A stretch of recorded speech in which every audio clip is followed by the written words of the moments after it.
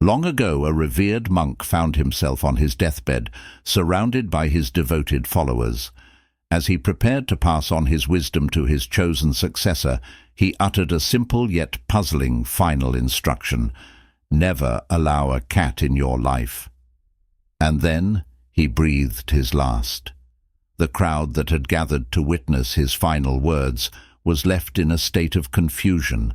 Such a great monk, with so much knowledge to share, had chosen to leave his successor with this peculiar piece of advice. The young monk, his successor, was equally baffled. What could the master have meant by a cat, and why was it so important to keep it out of his life? After the cremation, the successor monk remained troubled, his thoughts circling around the cryptic message. He couldn't fathom why his master had chosen such a seemingly trivial subject for his final words. There was also an old monk in the monastery who had been close to the master for many years. This elder had observed the master's life up close, but because of his advanced age, he had not been selected as the successor. Noticing the younger monk's troubled expression, the old monk approached him, curious about what was weighing so heavily on his mind. When the young monk shared the master's last words, the old monk sighed and said, "Ah, my young friend, you don't know the story behind this." The elder monk began to recount the tale of their master's life. It was a story that had unfolded long ago, when the master had first renounced his worldly ties, leaving behind his wife, children, and home to live a life of simplicity and spiritual pursuit. He settled near a small village, where he lived in solitude. The villagers, pleased to have such a wise and holy man among them, built him a small bamboo cottage. The monk owned only 2 simple robes and led a life of minimalism. However, things took an unexpected turn when rats began to invade his cottage, chewing on his clothes and causing trouble. The monk found himself in a difficult situation. He only had those 2 robes, and they were quickly being destroyed. Seeking help, he approached the villagers, who suggested a simple solution. "Why don't you keep a cat? It will take care of the rats for you." The monk, seeing the practicality of this idea, agreed. The villagers provided him with a cat, and sure enough, it kept the rats away. But soon, another problem arose. The cat needed to be fed. This meant the monk had to visit the village frequently to beg for milk, which took time away from his meditative practices. Puzzled, he went back to the villagers for advice. They suggested that he keep a cow, as it would provide a steady supply of milk for the cat and himself. The villagers even offered to gift him a cow, assuring him that it would be a practical solution, making him more self-sufficient. The monk accepted the cow, but with it came new responsibilities. The cow needed grass, and it became yet another chore for the monk to manage. He had to go to the village daily asking for grass, which felt burdensome. Seeing his plight, the villagers proposed another idea. "There is a widow in our village. She has no family and is looking for purpose. If we convince her, she would be glad to take care of you, the cat and the cow. We could even clear some land near your cottage for her to grow grass and other crops. That way, she could also tend to you when you fall ill." The monk saw no harm in this arrangement. It seemed practical, and the woman, feeling grateful to serve a holy man, agreed to the arrangement.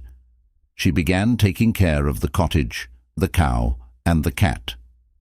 She planted crops and looked after the monk with great dedication.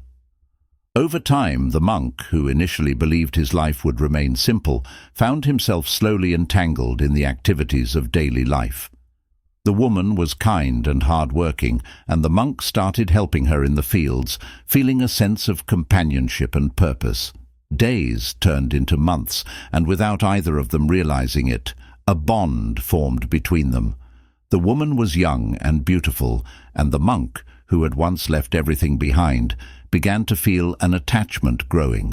They lived together, worked together, and one day they fell in love. What began as a simple arrangement to manage his basic needs turned into a deeper relationship. Eventually, the woman became pregnant, and they had a child together. The monk, who had once renounced all worldly ties, found himself living the very life he had abandoned, surrounded by a family, responsibilities, and the complexities he had sworn to avoid. One day, as he held his newborn child, the realization struck him. The life he had deliberately left behind had slowly crept back into his world, all because of a small decision to keep a cat. What started as a simple solution to a minor problem had snowballed into an entire life he never intended to live again. The old monk, looking into the eyes of the young successor, said, "This is why he told you never to keep a cat. The cat symbolizes the small compromises we make, which eventually grow into things we cannot control." The meaning was clear. The cat was not merely an animal, but a metaphor for the mind's tendency to slowly lure us into situations we never intended to enter.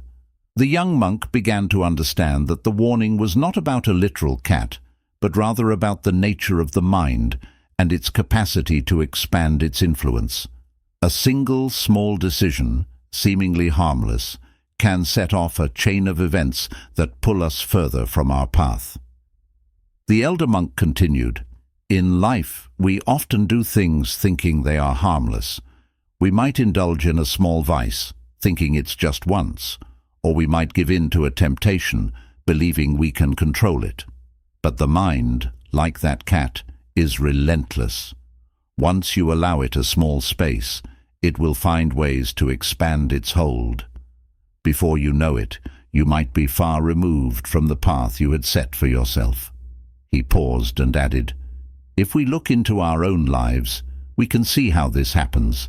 Someone may try something seemingly harmless, like a bit of junk food, thinking it's just for fun, but over time it becomes a habit, and soon they can't go a day without it. Or someone might experiment with a substance, convincing themselves it's just for the experience, only to find themselves slowly pulled into a cycle they never intended." The young monk listened, realizing the profound wisdom in the story. It wasn't about a cat, a cow, or even the widow. It was about the nature of desire, and how, if unchecked, it grows like a weed. The elder monk's words resonated with him deeply, and he understood his master's final lesson. It was a reminder to remain vigilant, to guard his mind against small indulgences that could grow into greater distractions. And so, as the elder monk concluded his tale, he looked at the young monk with a knowing smile. "Remember, my friend, the cat is not the danger itself. It is what it represents, a small allowance that can become an avalanche. Keep your mind disciplined and stay true to your path. That's the real lesson." The young monk nodded, feeling a sense of clarity wash over him. He realized that in life it's often the smallest, seemingly insignificant choices that shape our destinies. With this newfound understanding, he resolved to stay true to his master's teachings, ensuring that no metaphorical cat would ever take hold of his life again.